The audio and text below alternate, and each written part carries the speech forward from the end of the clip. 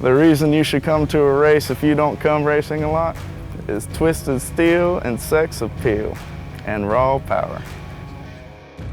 Yeah, oh my Lord, watch me sway, darkness falls and we all pray, hoping for the light of day.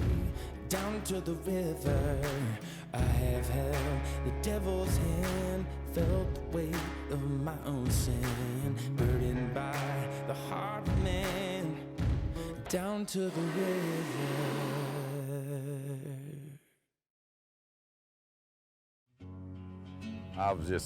It's been my passion. I met my wife, I took her on the first date. The second date I took her to the racetrack. She knew exactly what I was all about from day one.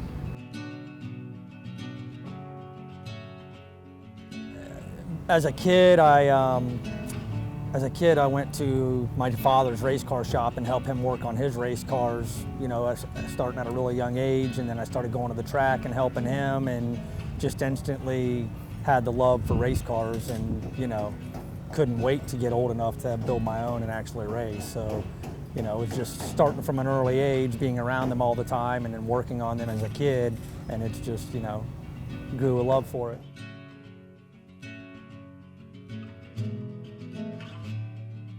It's Florida modified. It's 7 pounds per cubic inch is the motor rules. We run a 358 Chevrolet motor, kicking out about 750, 800 horsepower.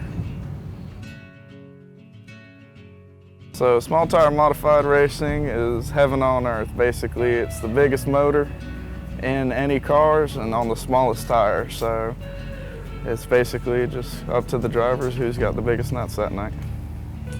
Yeah, these motors are generally anywhere from 600 to 700 horsepower. And when you're on just an 8-inch tire, it's just a lot of power to, you know, it's a lot of power to control. Especially on a track like this track, New Smyrna Speedway, that's a half-mile, very fast track. It's very easy to overpower the tires. You just have to be very, you know, very, like you said, finesse when you drive the car, because it's very easy to get these cars out of control. So that's why I like them, because they take a good driver to drive these cars. I think it is the team. It's the guys that work on the car that live and breathe the car. You know what I mean? You got to be passionate about this. You got to cross all the T's and dot all the I's to do this right. You got to have good communication with the driver. All that makes a winning team.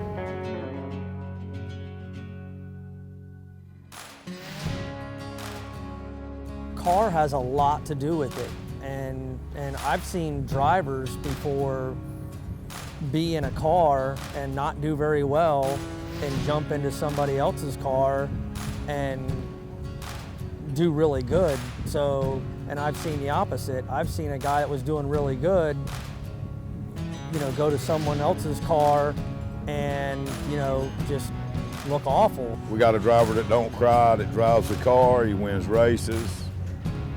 I mean, it's a good fit. He's a good guy. He's a really good guy, knows a lot about race cars, knows what he wants.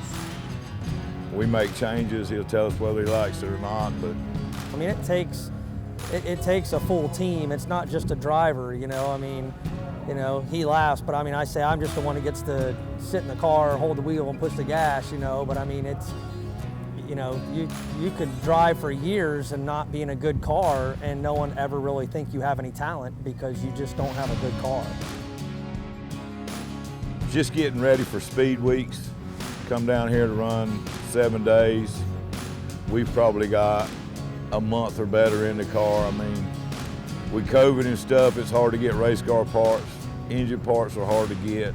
Nobody's doing nothing. But we went over the car with a fine-tooth comb. We take the car all apart, we put it all back together. Nut and bolt, wire nut, everything that we can do. Countless hours working on the car, those long nights and early mornings like I was talking about, and Just those nights that you're sitting at the house thinking, hey man, can I change this, make it a little bit quicker, or better yet, just should I go down there and nut and bolt a few different things, just making sure everything holds on tight.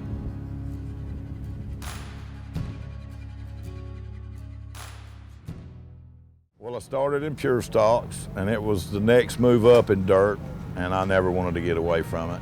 You know, I could spend more money and go run super late models, but it's like driving a truck around the racetrack, where this is you gotta have, you know, hand-eye coordination. Everything's gotta work just right, because we can overpower the tires at any time.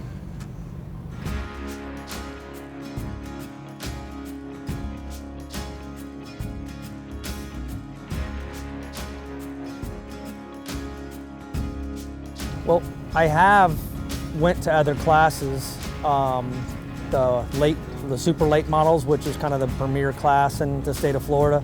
But for me, they're just not as fun because they're no more motor and they're a bigger tire. So to me, they're kind of easier to drive. These have more motor with less tires, so it's a lot more depending on the driver, you know, to drive the car. It's not so forgiving, you know. When you have a bigger tire, it's just easier to drive.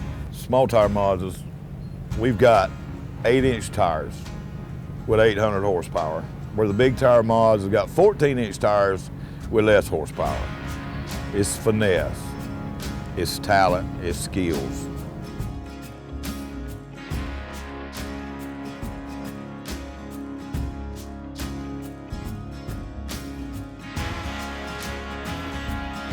You got to have a natural talent, but once, I mean, I would say the average age of a small-time modified driver is in their 40s, where you can get guys in these super late models, you know, their mom and dad's got a lot of money.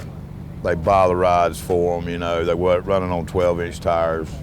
Kind of both. I mean, I think I was born with the, you know, definitely a gift to drive cars, being that my grandfather did, my dad did, my brother did. I mean, we're all very good at it. But there's so much to learn. I'm still learning, you know, at 46 years old, I'm still learning, you know, about driving. I mean, there's just, it's never ending, the things you learn. And, you know, I always just, you know, talk to people too, like other drivers, and ask them, you know, question them and see, you know, things they do, you know, that makes them better, and, you know, practice those skills.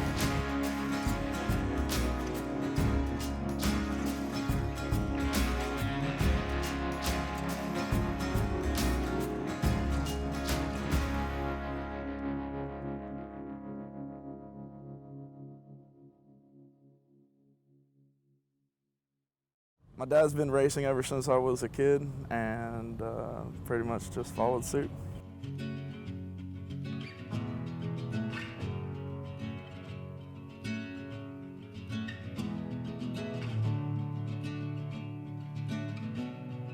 My dad and my aunt, well, my aunt's husband had a race car when I was a young man, about 7 years old, and I started going to the racetrack with them.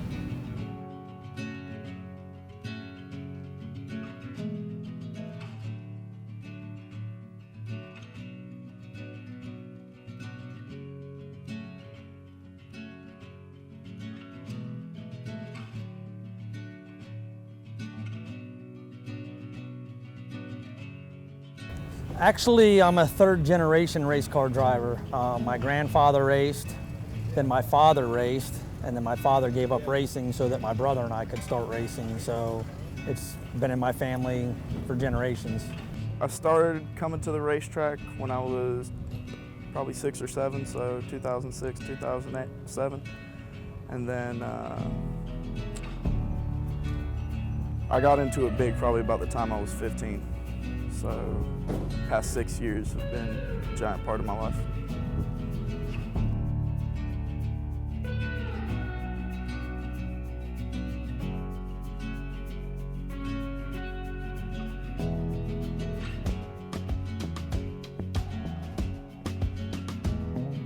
It's the best thing in the world. I mean, I've been my aunt and my dad got me into it. I feel like that racing is a place where your kids ain't out on the street doing stupid stuff. If they got racing in them, they want to come to the racetrack, and they're focused on racing. It's what I'm used to because I grew up from a racing family and we did it the same way. So it's really comfortable for me because I've always raced with my dad and brother. It's a real comfortable fit for me because that's what I've always been around. And you know, I think that's why we work so well together. So it's a good thing. Oh, I was dirt floor poor. I didn't have no money. You know, I thought I could build parts cheaper than I could buy them. But as you grow older, you make more money and you understand what cubic dollars is all about. And that's where we're at, and there's a cubic dollar racing.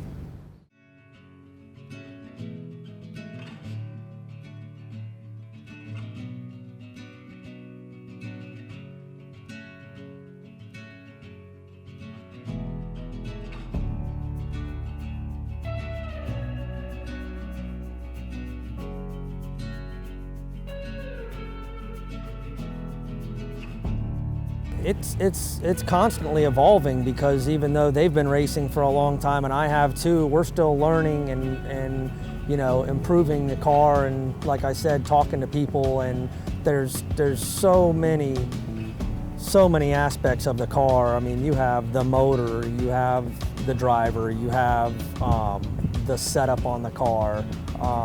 There's so many aspects of it, and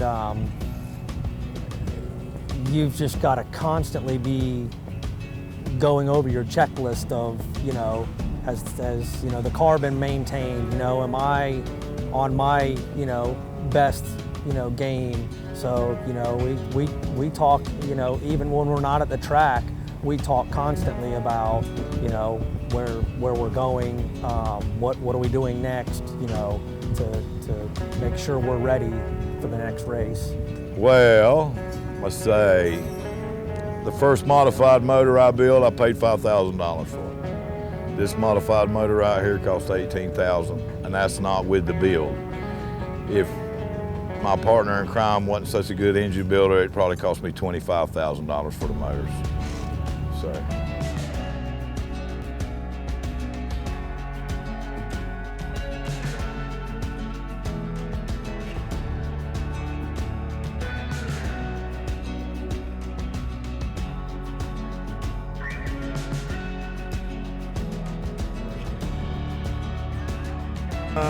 We got probably $30,000 in this, and we got 2 of them.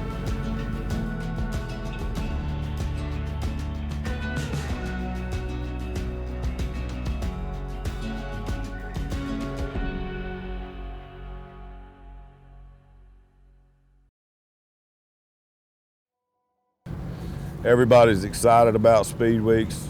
I'm nervous about Speed Weeks. We spend a lot of money and a lot of time, and all it takes is one idiot or somebody not knowing what they're doing to tear up everything you work for all year long. So, I've crashed plenty of cars, and I've, you know, learned a big respect for how fast you're going and the speed and all that has to do with it, because I've gotten hurt, you know, pretty good driving not just these cars but other cars, and you know, for me, that's been the biggest thing, especially as I'm getting older. You know, I mean, you try and think of ways to keep from crashing, because, you know, you don't heal as much, you know, nowadays as when you were a kid. So I've been in a bunch, you know, not a bunch, but a few bad crashes, and you know, that you just try and learn how to keep from those happening, because, you know, for me, you know, that's been my biggest lesson in racing is the accidents. So during the race, the first 5-10 laps are pretty much just nerves, and once they settle off, just watching the car go around and having fun. And what I'm waiting to see what the car does. The driver is good enough to take the car to the front every time. So we're just watching out for other people doing something. It's really weird unless you've done it.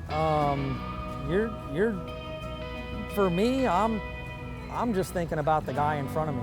You know, what do I got to do to get by him? And then once I get by that guy, you know, driver, you know, what do I got to do to catch the next guy and get by him? And that's, you know, just how I see it. I mean, when you're on the track, you don't even realize the grandstands exist. You don't even, you know, see that. You know, basically it's kind of like tunnel vision. You just, you know, looking for what's right in front of you.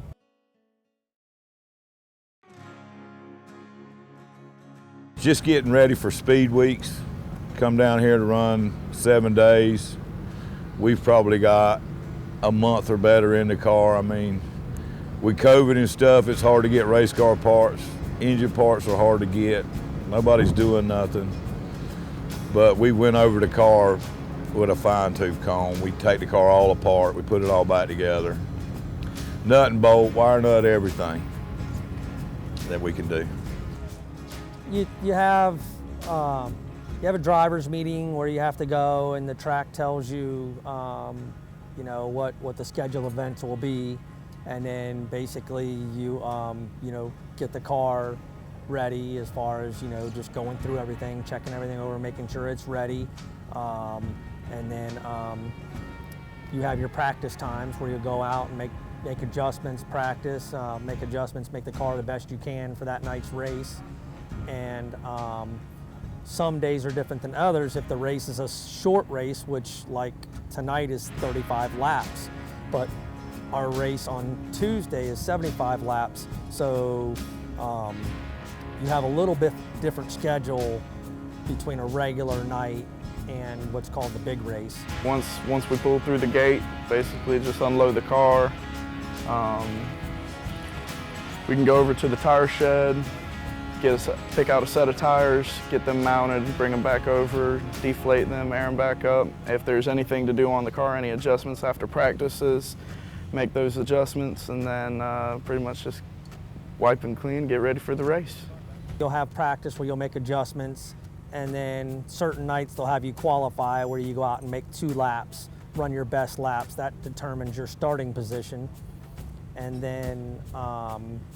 then basically you bring the car back to the trailer and go through everything again, check the car over, fill it with fuel, check your tires, get everything ready, make all your final adjustments for the race.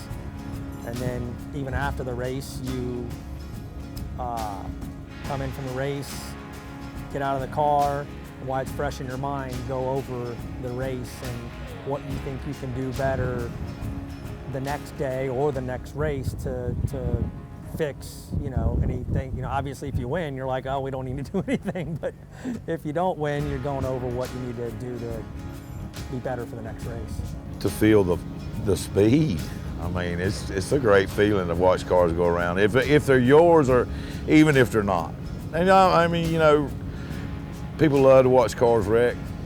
Not me personally, but I mean, you know, we watch these other races and it's just great. It's the greatest feeling in the world, be at a racetrack, to hear the power, feel the power.